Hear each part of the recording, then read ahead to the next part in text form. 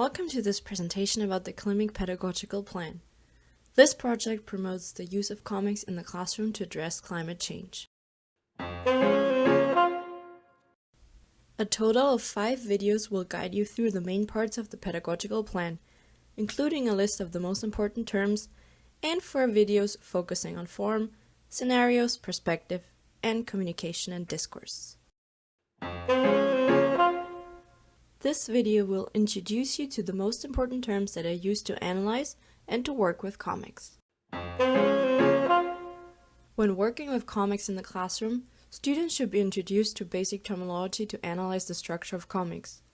You might already know some of these terms like panel or balloon, while others are perhaps not so familiar. The basic unit of the comic is a panel, an image within specific spatial parameters that conveys one unit of visual thought or a single concept or idea. This distinct segment of the comic can contain a combination of image and text in endless variety. Panels are usually rectangular frames, but other shapes are also possible. The lines and borders that contain the panels are called the frame. Sometimes this is also referred to as the border.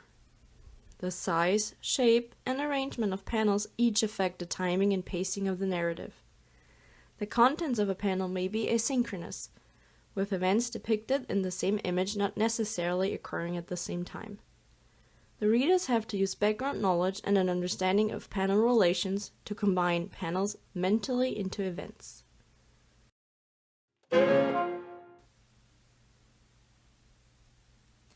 A singular row of panels is called a comic strip or tier. A strip usually consists of 2 or 3 panels, and quite often each page of a comic has 3 or 4 strips.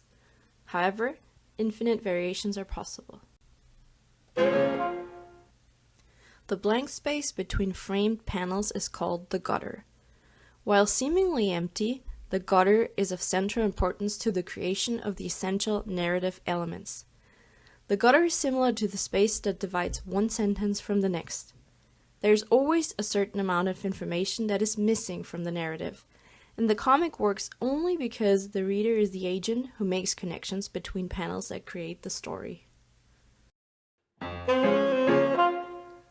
As already mentioned, panels come in many different shapes and sizes. Let's have a look at the most common types.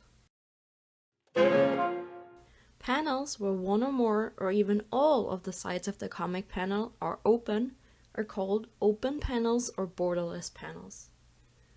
All the panels in a comic can be open panels or just singular ones or made borderless for dramatic effect. A bleed is an image that extends to and or beyond the edge of the page. So the image is printed to the very edge of the page with no border. This is sometimes referred to as a full bleed. Bleeds can play various roles within stories, especially as narrative devices that relate to the representation of time. A panel that takes up the space of several panels in the comic in order to introduce or highlight an action or character is called a splash panel. This kind of panel spans the width of the page. If it runs off the page entirely, it is known as a bleed, which we can see on the right page.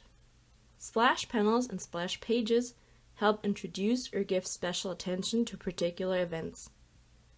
Splash pages usually appear at the beginning of a story and are largely decorative, used to establish a sense of location or temporal setting. They may also be used to showcase the artistic skill of the creators. Splash pages rarely depict the climax of a story, and they are more often a pin-up of the hero or protagonist leaping into action. Now that we've discussed structural aspects of the comic, let's move on to textual elements, which play a crucial role in comics, as well as visual elements. A caption is a textual component of the comic. Captions are usually rectangular boxes containing a variety of text elements, including scene setting, description, etc.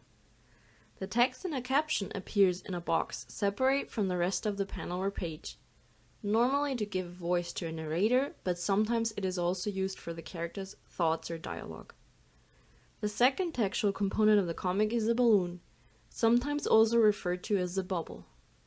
The balloon is typically presented as a rounded white space on the page, in which speech or thought is written. The directional pointer of the balloon, called tail, shows us which character to look at specifically. The outline of a balloon can give a hint about its content.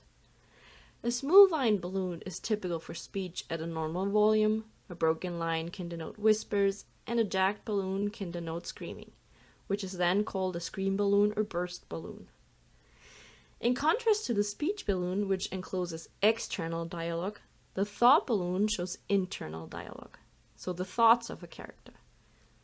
Thought balloons usually have curled edges followed by a series of descending small circles as tail.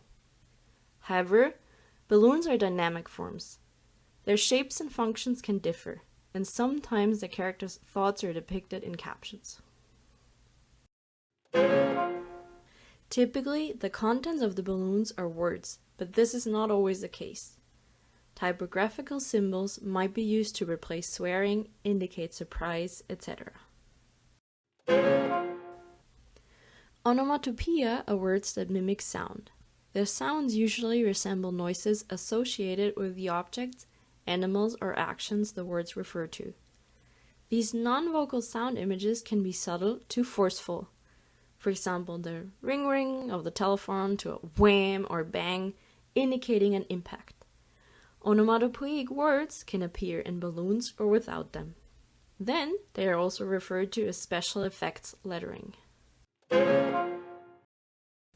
As we have already mentioned, the shape of the balloons and their tails and borders give cues on what kind of information is portrayed or how the message is delivered. Motional lines are graphic symbols that give dynamism and emphasis to the narration, so that the reader can follow what is happening without having to read a description. Motional lines can show all kinds of movements. For example, jumps, escapes, falls, movement of vehicles, bumps, turns, throwing objects, wind, waves, and so on.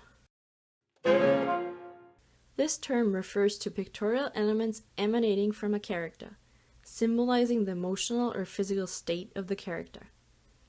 Artists use these pictorial elements besides characters' faces to portray emotion. A variety of symbols are commonly used, which stand for specific mental states. For example, small stars represent pain, zigzag lines over a character's head mean anger, bubbles represent drunkenness or confusion, sweat drops mean great surprise or anxiety, and so on.